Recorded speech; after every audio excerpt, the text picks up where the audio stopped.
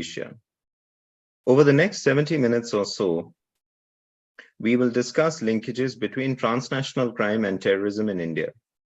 The subject is of immense policy relevance, but often overlooked in favor of other issues, most notably geopolitical rivalries. South Asia is one of the most geopolitically charged regions of the world, and organized crime cannot be understood without examining the role of state actors, not only in terms of corruption, but also in terms of instrumentalizing criminal entities for geopolitical ends. Organized crime is not merely a social menace, it has direct implications for Indian national security. One of the topics we will be discussing today is the 1993 synchronized bombings in Mumbai. Considered an archetypical example of crime-terror convergence, the event has been studied across the world. But the original crime-terror nexus was not forged in Mumbai in 1993. Rather, it appeared in Indian Punjab in the 1980s. A few radicalized elements of the Punjabi diaspora in Canada, the UK, and the US, representing no one but themselves, chose to sponsor religious violence and separatist terrorism on Indian territory. Taking advantage of the fact that the Pakistani city of Lahore was a hub for the heroin trade, they enlisted the services of drug traffickers to smuggle weapons and funds to criminals in Indian Punjab. The weapons were used for carrying out religious killings aimed at polarizing relations between Hindus and Sikhs, and for assassinating police officials and creating a climate of fear and terror. In response, the Indian government embarked on a massive border fencing project to interdict the dual threat of arms and drug trafficking. The two threats have gone together since the 1980s. Today, despite the significant reduction of violence in Indian Punjab to almost non-existent levels, persistent efforts are made to stoke terrorism in the false name of religious and ethnic separatism in Indian Punjab. Delivery systems have been automated. Today, drones are crossing the India-Pakistan border, dropping drugs and firearms into Indian territory.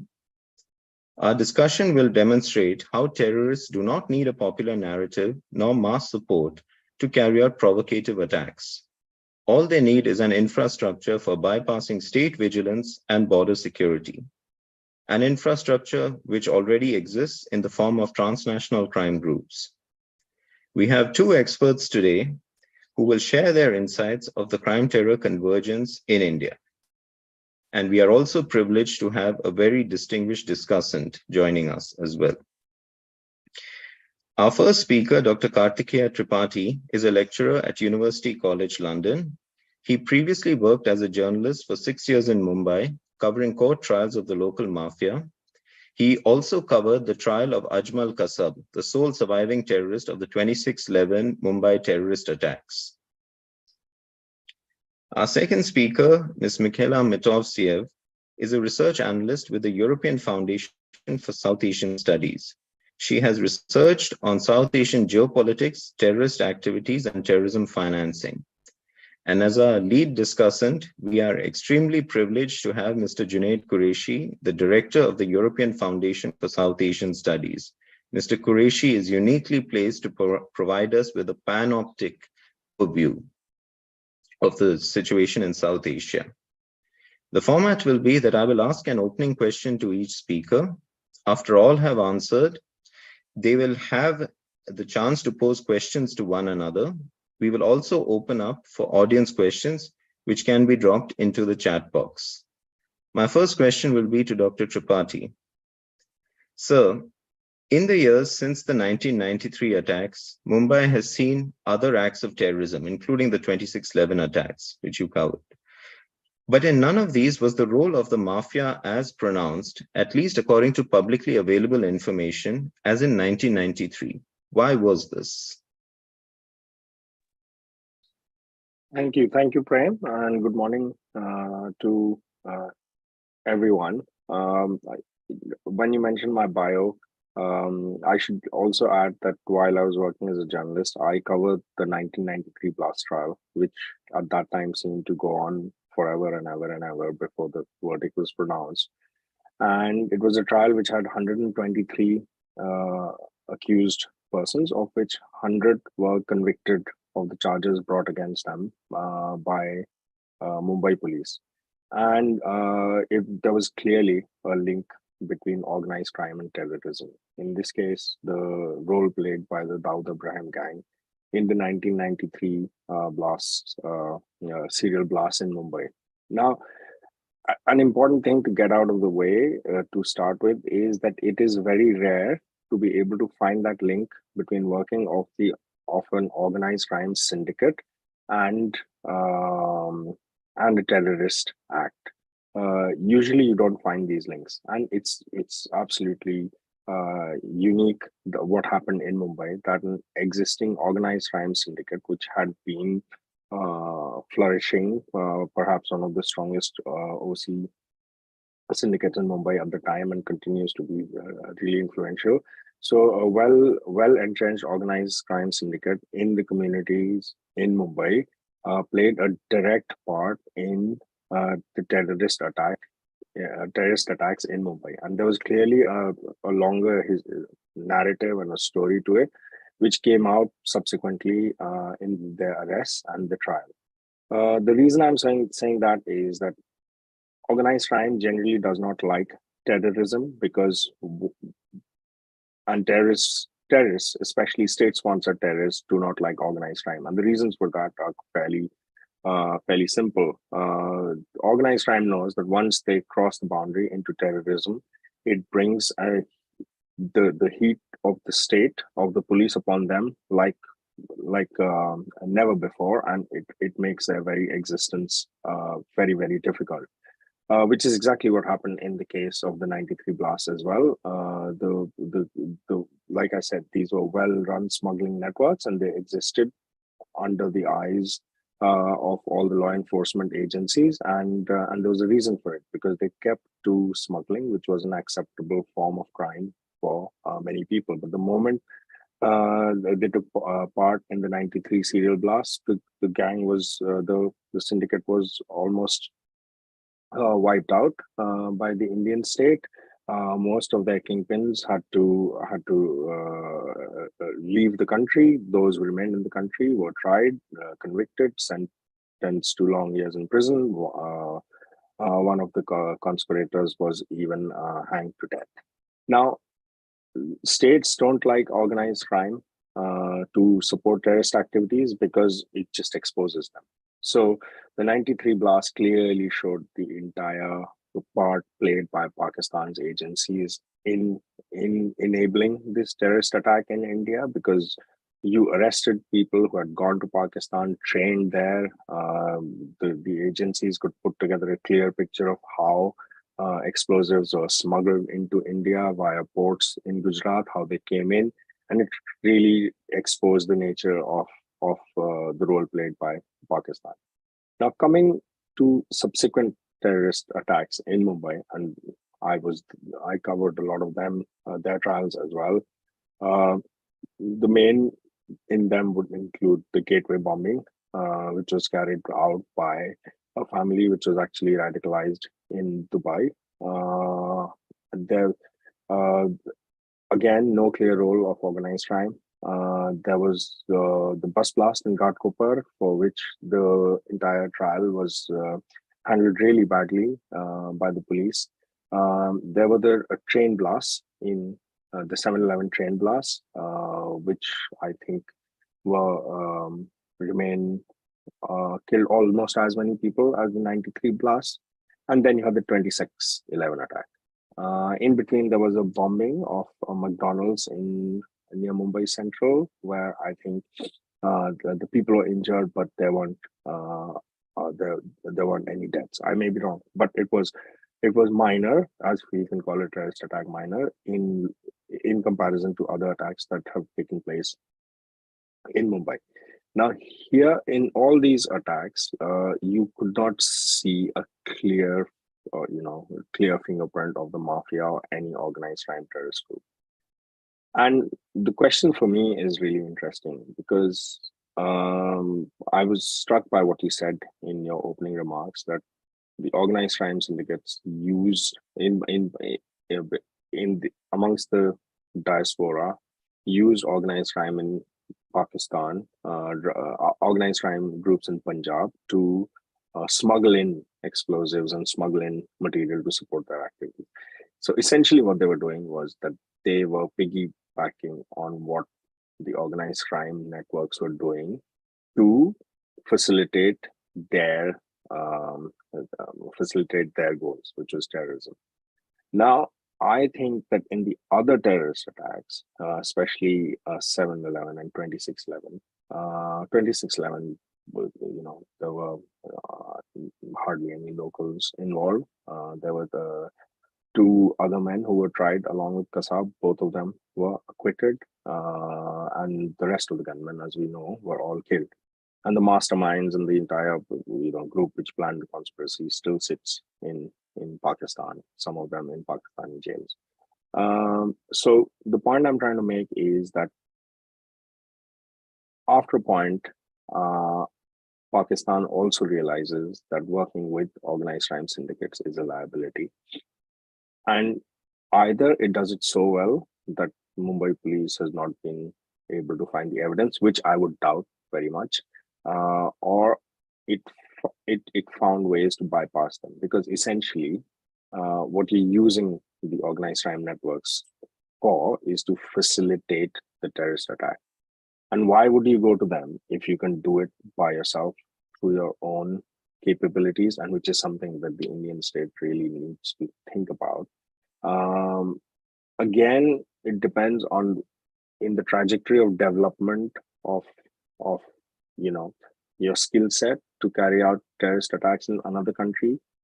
You probably need the local organized crime groups when you are weaker in terms of carrying out the whole operation. So again, like with the diaspora abroad, they needed the gangs in Punjab because they themselves didn't have the long reach for them to be able to do it. Now, that's what I think. But again, what my discipline teaches me is that we must speak on the basis of evidence-based analysis. So what is the evidence? To come back to 93 blast, the evidence was so overwhelming and so many arrests were made and the story was so clear that there were no doubts left. But again, I would say that is kind of rare. And also it was happening at a time when the capability of terrorist groups based in Pakistan or the Pakistani state itself to carry out really sophisticated, well-synchronized attacks in India wasn't really that well developed. So I think the evidence, which we may never see, is to try and understand from the point of view of the perpetrator what is going on. Do they need the organized crime groups? Do they not need it? Do they need them, but they can bypass them? So I think that's where the discussion should go forward to illuminate this topic. Thank you very much, Dr. Tripathi. You raise an interesting, a number of very interesting points. And one that really struck me is the importance of intelligence information here.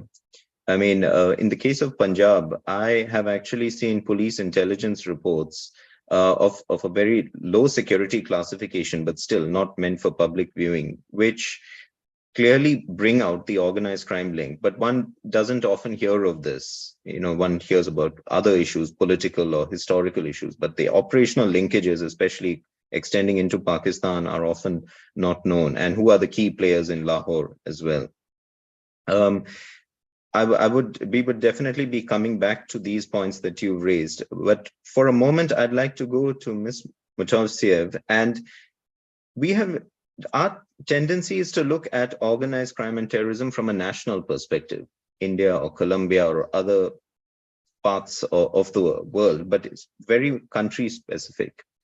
If you were to look at South Asia as a whole, how would you see the linkages between organized crime and terrorism evolving within the region? Because these are transnational. How would you see those linkages evolving over the course of the next 5 years? Thank you, Prem. Well, I think that first of all, that 5 years is a very short period. So seeing what is going on in South Asia today, I would say that probably the situation would stay the same or maybe even get worse. This is because of main 4 reasons. So first of all, terrorism is proliferating in the region as well as criminal activities. And terrorist organizations and criminal groups maintain a business relationship, basically. Money and transactions today are getting more and more controlled by states, especially the use of cash. And finally, we also believe that the projects of the Belt and Road Initiative of the Chinese government could even facilitate terrorism and criminal activities in the region. So I will go into more details now. Well, we have seen terrorism proliferating in these past few years. So we can think of a major example in Afghanistan in 2021 with the Taliban takeover. But even in Pakistan, it's known that Pakistan is involved in creating and financing terrorist organizations in the region to act and to reach Pakistan's own geopolitical agenda. So we can think about Lashkar-e-Taiba, Jaish-e-Mohammed, Tariq-e-Taliban, Pakistan, who act both in Pakistan and in India. Also, in 1999, Benazir Bhutto's Minister of Interior explicitly said, "We created the Taliban." So, yeah, we have evidence there about Pakistan government and also the military establishment involvement in terrorist activities in the region. And in India, well, sadly, also terrorist activities are very active. Only in 2021, in Jammu and Kashmir, there have been 153 attacks.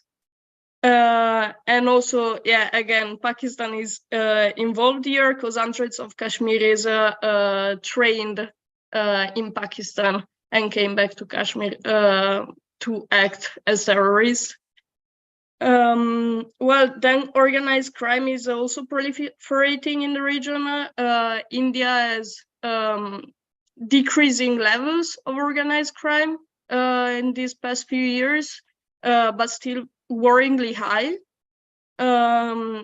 Pakistan has mafia-style organized criminal groups that are involved in drug trafficking, environmental crimes, racketeering and extortion activities. And Afghanistan is also sadly known for its opium trade, which the Taliban exploited for many years. And now that they took over, they're trying to stop it. So all these criminal groups probably have relationships with terrorist organizations. This is probably to put a solution to a problem of money control from the states, because countries are introducing more and more controls on the use of cash, and even cryptocurrencies are becoming more popular. So both terrorist organizations and criminal groups need more money laundering activities. And this could probably create a link between these two issues and groups. Terrorists, all in Pakistan, every year $10 billion are laundered. And we can well imagine where they come from and what they will finance. So terrorist organizations anyway always exploited criminal activities, especially in drug trafficking. Again, for example, in Afghanistan, the Taliban and the opium trade. Finally, Yeah, we believe the Belt and Road Initiative and the Belt and Road infrastructure projects developed by China in the region, especially in Afghanistan and Pakistan, could actually facilitate terrorism and organized crime. This is because these groups could use these infrastructures for their own benefit and taking advantage for illicit enterprises, but also so China is carrying out these projects using Chinese companies and bringing Chinese workers. So the indigenous people are letting completely out of the job market, and they're only seeing their land exploited to build these huge infrastructures. So we are worried that this could increase a feeling of anger, and this could very well be used by terrorist groups and exploited to exploit this feeling of anger of the population to recruit more militants. Thank you very much, Ms. Mutausiev. Your answer demonstrates that in this day and age, actually, the quality of analysis that one is capable of delivering is actually of a very high level. I must compliment you, because that was, I think, a very good summary of the situation in South Asia. I have a number of follow-up questions, but I would like to ask our esteemed discussant, Mr. Qureshi. Sir, do you have any questions at this point? We can't hear. No, I'm not tasked to ask questions. I'm just listening. So when it comes there, but this is very interesting. So I hope that the discussion will go much more into detail and maybe on current issues and the historical background of it. Thank you, sir. So I have a question for Dr. Tripathi. So when it comes to the Mumbai Mafia, of course, the image that we often have is from Bollywood films and so on. Actually, in terms of actual studies, I mean, I know of no scholar other than yourself who's actually working on the Mumbai Mafia from an academic point of view. So a question which I'd like to ask you is, we've often heard about the drugs connection, Dawood Ibrahim as a drug trafficker, but everything that is usually reported about him talks of gold smuggling in the old days, from the Middle East, and then subsequently about protection rackets and Bollywood and so on. So my question to you is, how deeply was the Mumbai Mafia, whether it was Dawood Ibrahim's gang or any other groups as well, how deeply were they involved in the international drug trade? Okay, so, I mean, that's a good question. So Dawood Ibrahim gang still remains one of the largest narcotic smuggling, narco-terrorist organizations in the world. I think the FBI has them on their list as the most dangerous narco-terrorist groups in the world. But see, the point here, which I think connects back to the question on terrorism, is that organized crime syndicates are generally flexible if they want to survive. So they are trying to meet a particular need, right? And the way they operate is that they are clever enough to exploit the systemic shortcomings or failures within an economic system to fill in a gap in the market. So how does it start with gold and silver smuggling? Gold and silver smuggling in India flourished at the time when the duties on the import of gold, when the restrictions on the amount of gold that you could import were so severe that it just made more sense both for the public and for the mafia to just smuggle it in and get access to gold and silver. That goes back. So if you see the earliest big organized crime groups in Mumbai, such as Haji Mastan, they were smuggling in electronic goods, your 2-in-1 cassette recorders, and then subsequently video VCRs, etc. Right?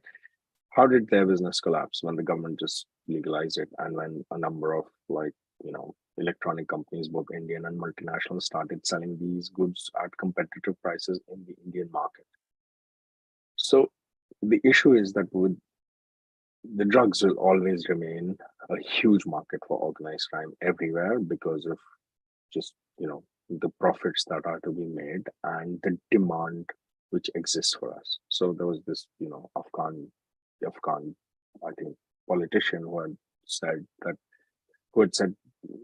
Americans should understand that we won't sell you the drugs if you won't buy them. So the point is that there is always a huge market for drugs and illegal market with massive profits to be made, which brings in the organized crime networks.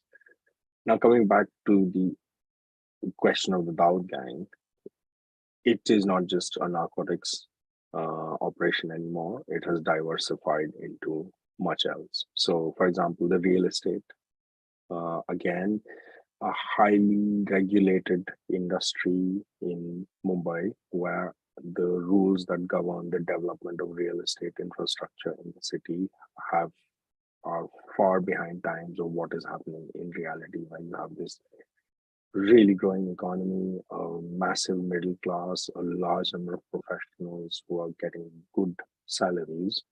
But Mumbai is a sliver of land, and there just isn't enough housing going around, right?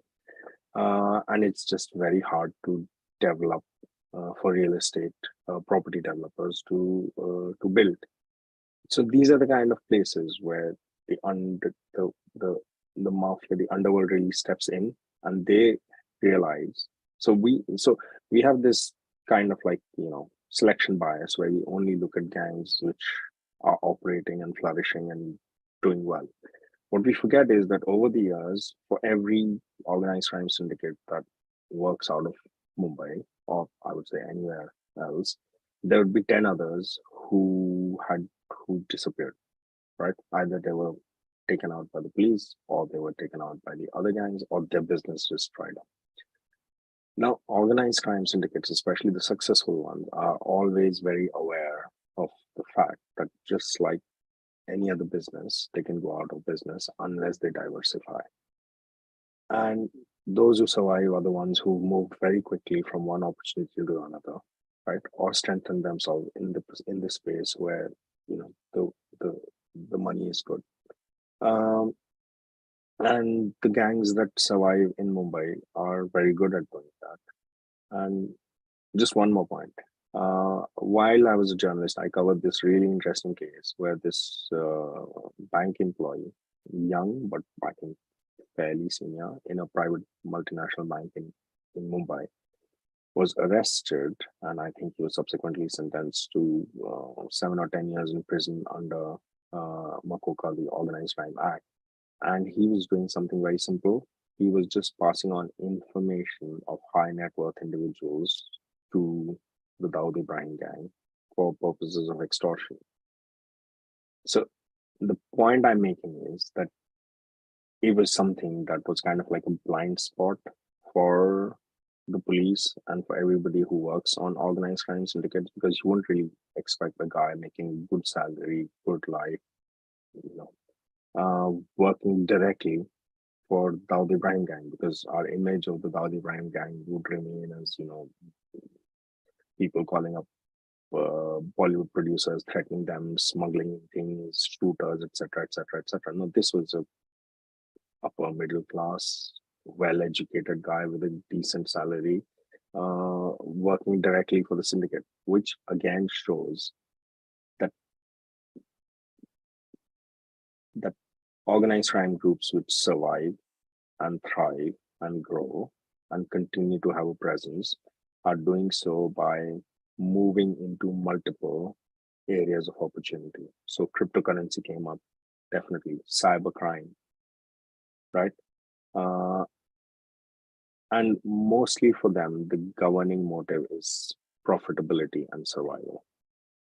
So if you look at that framework, we will begin to understand more about how they think and how they collaborate with other state agencies or choose not to participate in terrorist acts.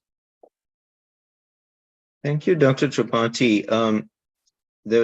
You raised a number of interesting points. There are two particularly stood out. One, you were talking about people who sometimes don't meet our expectations or our profile of someone who's involved in organized crime being involved. And second, the police having a blind spot.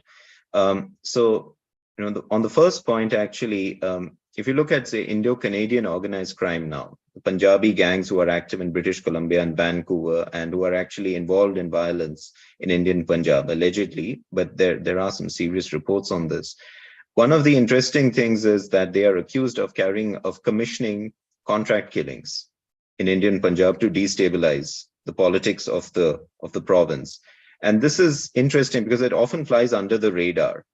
If contract killings are carried out, but there's no explosion or bomb blast or something like that, people may not necessarily report it. It becomes a tragedy for the family, and people around may understand what's happening. The police would know. But this is one way that organized crime might fly under the radar. Also, interestingly, some of these Indo-Canadian gangs actually don't consist of what we would also consider a typical gangster. Some of these people are relatively well off. I wouldn't say they're rich, because that's not true, but they're definitely not completely poor and destitute. It's like they get into this almost because of the thrill of knowing that they're in a safe haven, that there are international restrictions in coming after them and so on. The point that you made about the police blind spot, I remember reading an analysis by DC Pathak, former director, Intelligence Bureau, who said that actually the Mumbai 1993 blasts were the first time that the Indian security establishment considered organized crime as a national security threat. Until then, it was very much a police problem. It was very localized. But that sort of completely changed the perspective. I would like to ask a question of Ms. Mutavsiev, if I may. Dr. Tripathi had raised this point about something that is not expected, because organized crime is actually, there are interests which will be undermined if you get involved in terrorism. Now, with both the 1993 Mumbai blast as well as the killing of Indian Prime Minister Rajiv Gandhi in 1991, the initial response was, why would this happen? Why would Dawood Ibrahim attack Mumbai, his own home base? And why would the Tamil Tigers, the LTTE, kill the Indian Prime Minister and alienate the entire Indian state as well as the people of Tamil Nadu? We all know it did happen. Dawood Ibrahim did carry out the blasts, and the LTTE did assassinate Rajiv Gandhi, the former Prime Minister Rajiv Gandhi. So there have been reports now that drug cartels in the AFPAC region are building ties with remnants of the LTTE, and that these are coming through Pakistan. Have you, in all your research in the region, come across any information about this potential linkage between Tamil militants, whether in Sri Lanka or elsewhere, and Afghan drug cartels, Afghan Pak drug cartels? So I will be very honest. To be honest, no, I haven't come across any information about this. I don't know if Mr. Qureshi has, but yeah. I understand. But then if we look at the drugs angle specifically, if I may, I wanted to ask you, in your assessment, is the drugs and terrorism link, drugs and terrorism, is that link more a localized one, or is it something which occurs at a regional level? Because if it's localized, it can be opportunistic. It's basically, some gang leader looking to how to increase his revenue, essentially. But if it's regional, then it's more systematic. Then we can even potentially look at the role of state actors, facilitating the relations between drug cartels and terrorist groups. So your thoughts on that, Mr. I think it's definitely at regional level, not just at local level. And it's not that criminal groups need terrorist organizations, while I think it's more the opposite. It's that terrorist organizations need to act with criminal activities and to collaborate with criminal groups to finance their work, their activities. So I think it's definitely a regional level. Again, we've seen it, for example, in Afghanistan with the opium trade. It's not just a local level, it's a huge market that many different organizations exploit. So Thank you, Ms. Matavsiev. If I may, I would like to advance a thesis or a suggestion out there, and an idea out there, and then get your responses from the two speakers as well as the discussant. And also then I would invite you to ask questions of each other. So if you look at the Dawood Ibrahim gang in particular, and you look at some of the guys who are involved in fomenting violence in Indian Punjab, I mean, the key element is that they are transnational, actually. And that element of having a safe haven somewhere can, I would suggest, I would hypothesize, it can loosen the restrictions that traditional local organized crime faces if you are city-based, right? If you're based in a city, you're running protection rackets, you're controlling the docks or whatever, there are serious problems if you get involved in terrorist activities. But in the case of Dawood Ibrahim, we know he was not in India during the time of the blast. In fact, he had been out of India for several years. And in the case of some of the most active and militant elements of the Punjabi mafia in Canada, it's the same with them, actually. You know, they have a safe haven. And also another element which I would like to raise is the 1993 blasts were clearly atypical. But as far as I'm aware, Dawood Ibrahim did not claim responsibility for the attack. Actually, he denied responsibility.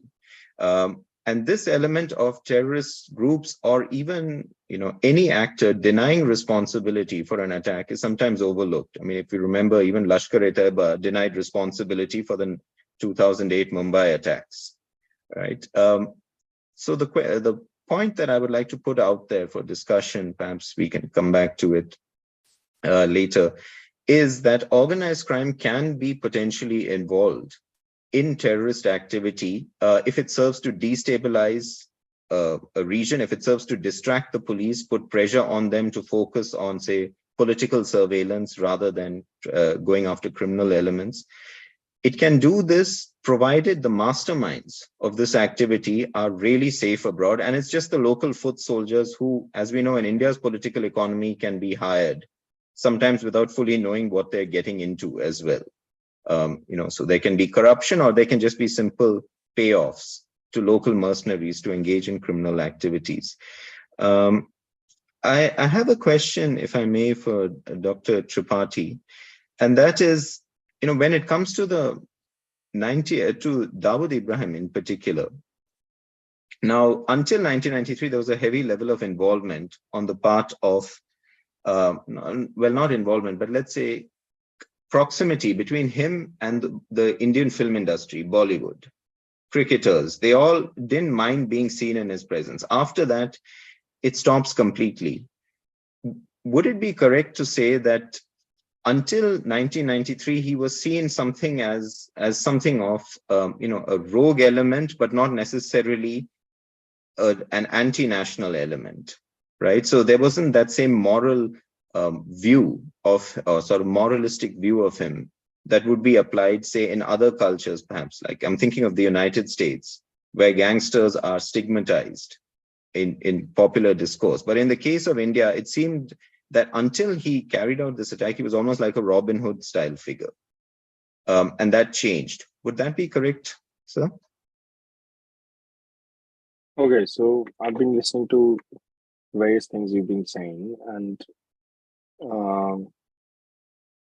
there are a couple of interesting takeaways, but this is my kind of opinion, thesis, my understanding. In order to understand the working of an organized crime syndicate, you have to begin, for me, or you have to begin by understanding that they have two clear goals. One is survival, and the other is profitability. And those are both like linked to each other, because running organized crime operations requires huge profits, right? It's lucrative because of the profits. You don't pay any tax on the money that you make. Usually, you make money in large amounts, and then you can start using this money to invest it in other legitimate businesses, right? So you can go into films, you can go into real estate, you can go into opening, malls, all these things that gang, mafia, organized crime syndicates in Mumbai have done and continue to do so. The the reason for that is that they they're worried about their survival and the profitability. So in case of Dawood Ibrahim gang getting involved in terrorism, that caught everybody off guard, and it was a huge intelligence failure because there was nothing that predicted which that he would do so, right? Because doing it threatens both those things: survival and your business operations and profitability. Because at some level, everybody knows that you're crossing a line, right? Beyond which the state will not tolerate you. And all the previous operations, including smuggling, working with Bollywood, financing films, etc., were done quite openly. I mean, it wasn't like, and they were large scale operations and they were completely, I mean, the state tolerated it. Agents of the state made vast amounts of money from the corruption and the proceeds that came from it. Everybody was happy, right? Dawood so this is what we've heard. In the gang itself, Dawood himself was reluctant to carry out the 93 blast, but because of the previous communal rioting and everything that was going on, he started receiving clear messages from his support base that if they did not act in the name of religion, then their very existence would be threatened. So it comes back to the first point. All organized crime bosses and gangs want to survive. And when they realize that their existence is threatened, they must act. And the other thing that happened personally for him was that that Memon started coming across as the more, jihadi element of the group who was committed to avenging what had happened in the riots and therefore challenged his position. So he was in a situation where he had to act. Now, this was very cleverly exploited by ISI and Pakistan because at that time, I think they did not have the ability to carry out synchronized blasts in Mumbai by bringing in large amounts of RDX weaponry, challenging the state. They didn't have the means to do it independently from Pakistan, right? They needed a local player, and this situation was there, and the local player was ready, and they carried it out, and it was planned and executed over several months. Now, why did Mumbai police miss something as big as that happening from, an entity which they clearly knew existed, had links with it, right? Had intelligence upon it. They were just like, as organic as anything else in Mumbai for Mumbai police. And that is a level of planning and operational secrecy and failure of the intelligence agencies, which is, I think, unprecedented. And it kind of woke up, like you said, the police to the fact that organized crime can pose a national security threat. They are not completely rational actors. But you have to come back. The rationality there for Dawood was to survive. Now, the other point that you raised about Punjabi gangs, Punjabis who form gangs in Canada and carry out assassinations and contract killings in India, the what would need to be looked at is what is the attitude of the state where they're based, right? So in the case of 93 Blast, it was quite clear that the attitude of the state, in this case, which is Pakistan, was to use them and support them and facilitate it. So what is the Canadian government doing? You can have multiple, you can take multiple approaches. One is you can be against it and you can take them out, right?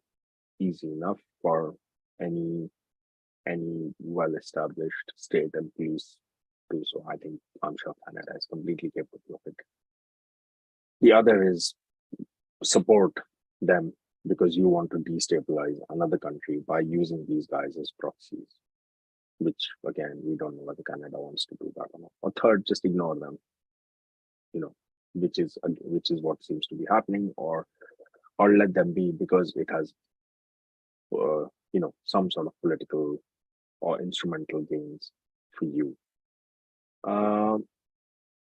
In case of Mumbai, it's different because what 26/11 attack showed was that how much things have changed from 1993 to 2008. In those 15 years, the same ISI did not need that much local support in order to carry out an extremely well-organized, sophisticated attack with weapons, with explosives.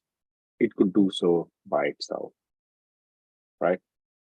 And again, if we were to take the learning from Mumbai to Punjab, a good thing to understand is that organized crime comes into terrorism when the states which are sponsoring terrorism are at different stages of sophistication. So, if their capabilities haven't developed to execute it by themselves using just their own agents, a minimal footprint where they can control everything, they would have to turn to local actors. And like you said, local actors are for hire, local actors are easily available. You can exploit political divisions, you can exploit communal situations, you can exploit the difference between communities in order to do it. And I think with Punjab, I think that's the stage which is where it is at, and something that we can learn from the previous experience.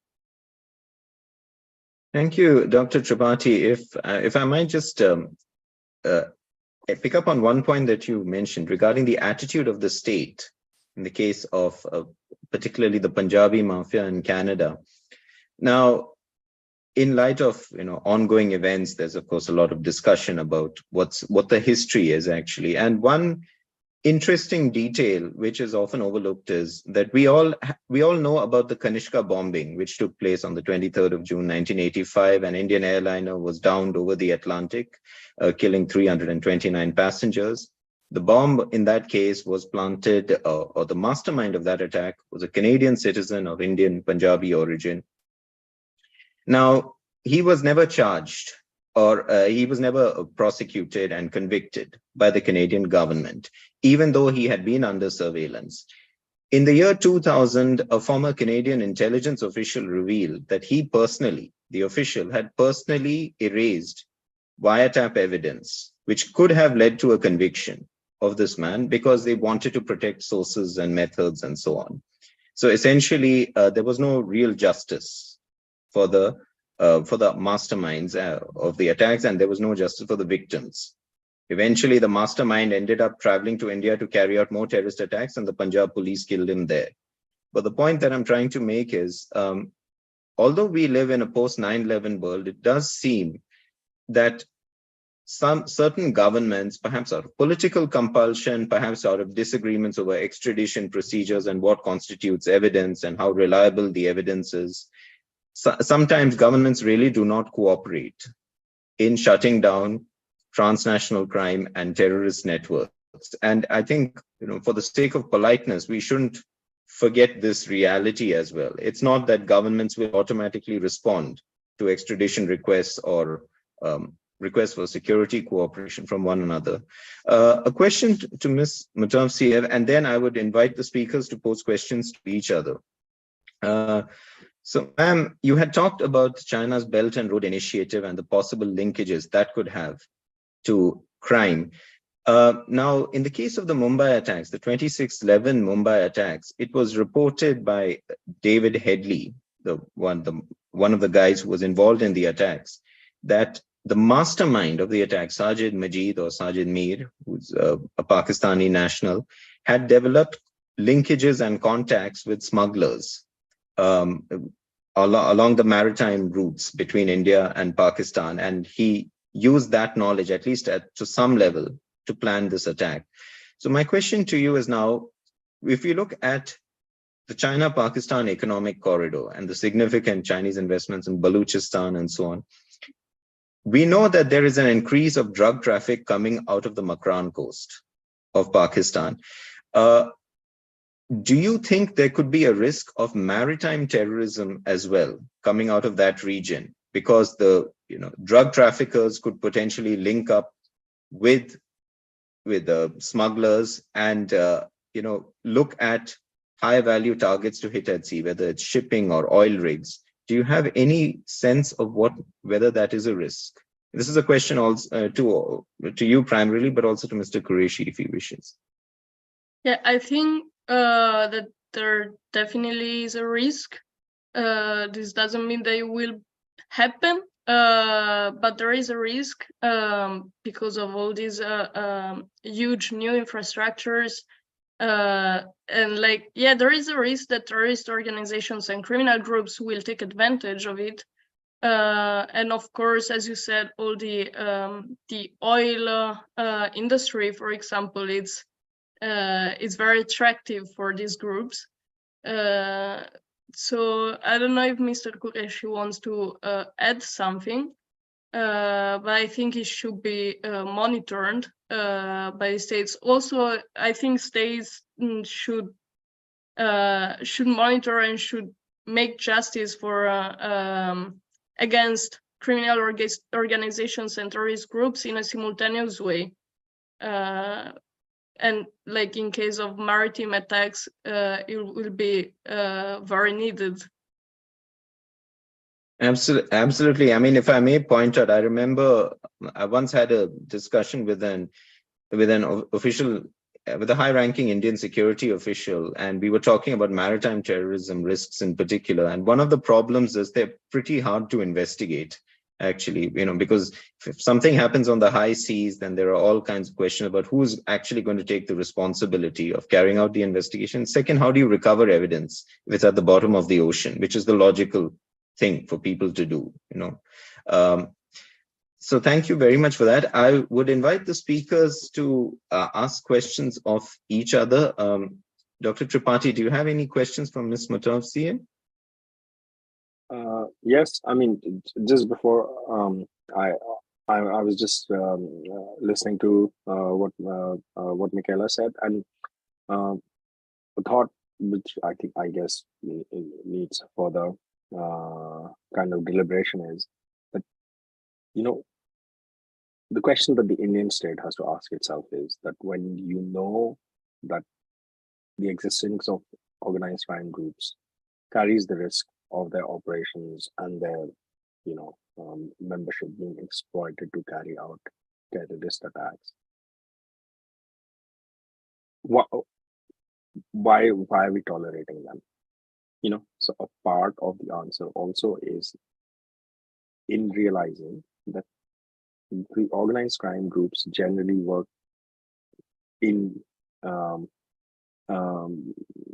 generally work quite openly. They have links with officials of the state. Like I said, there's corruption. Their operations generally are facilitated by the manner of the way in which laws are framed, procedural issues, etc., etc. So, do we wait for them to become, terrorist threats, and they're fine until then? It's a big question. I mean, of course, acting against them requires a lot of efficiency, a lot of motivation, a lot of, shaking up of the security and political infrastructure, because the organized crime groups are quite deeply embedded within socio political and economic systems. But they do carry with them a risk of turning into something that we don't like. So why don't we start looking at them as a threat before they actually do something to be called a national security threat? So again, the whole issue with gangs in Canada operating in Punjab, we just can't say that they are sitting there being supported by the Canadian state and carrying out um, assassinations in Punjab. What is it that's happening in Punjab? Okay, so there is an element you don't have control over or complete control over, which is transnational and in another country. But there is an element which you have complete control over because it is within your country. Your security agencies know their DNA completely well. If you go and have an honest chat about them, they will also know how they themselves are involved in this operation. So someone needs to think at a policy level, how long do we want to tolerate them and how long do we want to wait? Or is it that we act only after something really bad has happened? And that's a big question. My question for Michaela would be: I've been deeply interested in Afghanistan, the political situation there, and how it happens for years now. And my question to her would be that from the way I understand it, Taliban has come back to power and everybody has just gone back to ignoring what's happening in Afghanistan and turning a completely blind eye to it in terms of the international community. I mean, we had an earthquake where more than 3,000 people died and nobody looks at it. And the Taliban are clearly very much in charge. So what do you think, according to Michaela, are implications of that for India in terms of terrorism and the threat that it poses? Because in the past, whenever Taliban has been really strong in Afghanistan, there have been consequences for India in terms of terrorism. So, yeah. Thank you, Dr. Tripathi. Ms. Mutavsia, would you like to answer? Yeah, okay. I will try to give you an answer. I think, well, first of all, I agree with the fact that action should be taken before such events happen, especially with with policies of de-radicalization of society, especially young people. And this means tackling social issues, especially I would say especially poverty and social exclusion. And about Afghanistan, I think that eventually this will grow, like terrorist activities. If nothing is done in Afghanistan, probably this will have an influence in India as well. I don't know if I think Mr. Qureshi is more keen on this issue. So if you don't mind, I can pass it to him. Certainly. Mr. Qureshi, sir? Oh, well, thank you, Prem. And it's a very interesting discussion. I've been listening. And I think why Michaela passed this on to me is because Mr.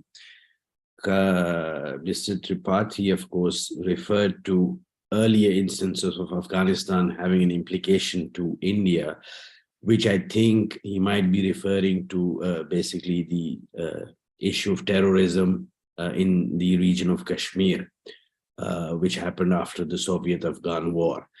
And I think there are many people like Mr. Tripathi who are wary about the fact that that could happen again. And I think it's a reasonable fear to have. I think at the moment, there might not be a fade towards it, because what you see in the neighborhood, everyone is trying to gain some foothold in Afghanistan. You even saw, for example, the Indian state, maybe not establishing diplomatic relations, but just looking and sending out feelers, where do we stand? And basically that is, Afghanistan has been a battlefield of influence between India and Pakistan for a long time. I do think that the Chinese are probably, gaining some ground over there, because the Chinese, of course, come with a bag full of money without any strings attached. There is no human rights and women rights, and all this doesn't matter that much. So I don't see it happening now, today, because currently Afghanistan's or the Taliban's main issue, their main challenge is governing. They haven't governed in post 9/11 era. So that will be the main challenge. Now, what I also think that at some point of time, in these ostensible, fights or rifts between Taliban and the military establishment of Pakistan, these will ease out at some point of time. I think they are there because of the TTP factor.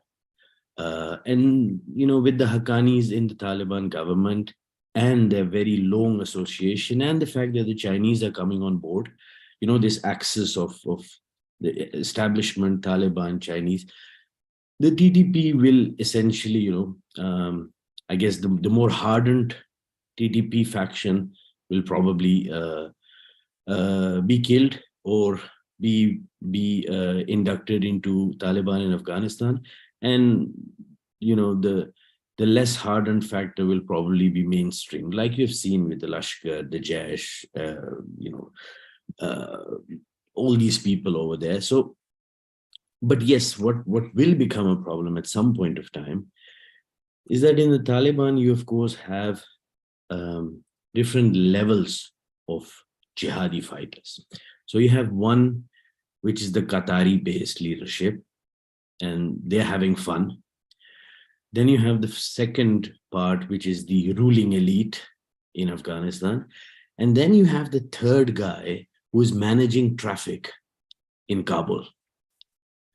While he joined the Taliban for jihad, he joined the Taliban for a bigger purpose and not to manage traffic.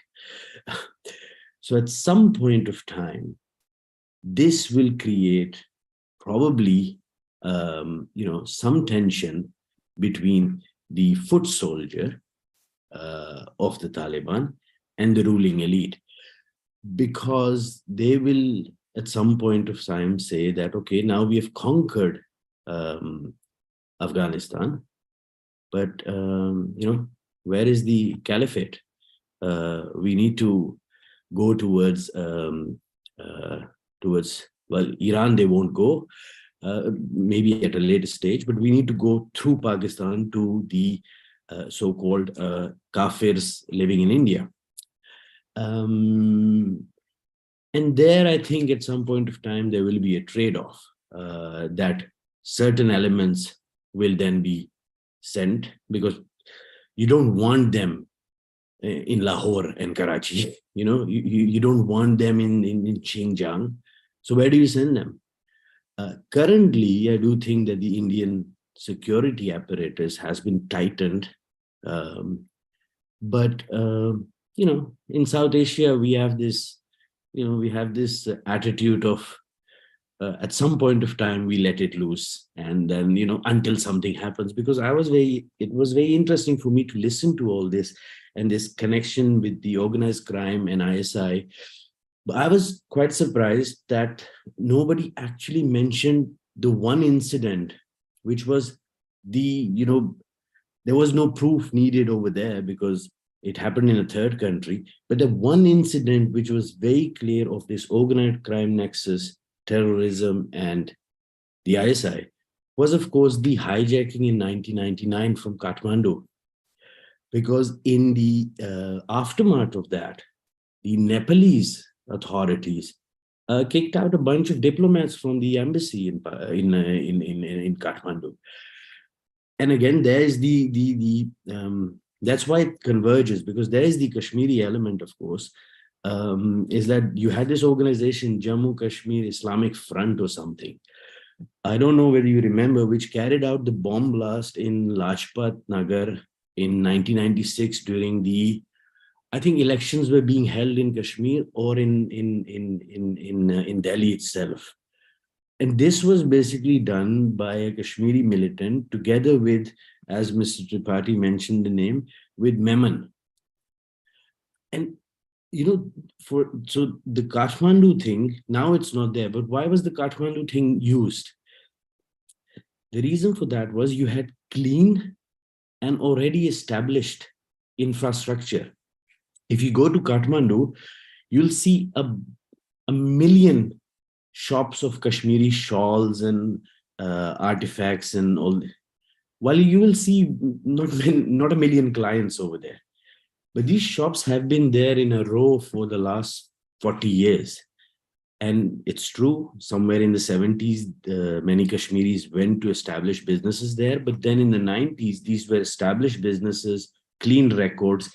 And there is when the Pakistani intelligence agencies used this, it was also a route used for infiltration because of the lax border controls between Nepal and India. So normally, you know, you had these terrorists coming through the Himalayas and the LOC, and at some point of time, it was, I guess, it was Memon together with a guy called Hilal Beg. They created this new route of, Karachi, Dubai, Kathmandu, and then you went on a driving license into India. So in terms of, I think this is my personal opinion, but I think the Indian establishment in the beginning were a bit too naive to think that they might get cozy with the Taliban and then Pakistan will be out.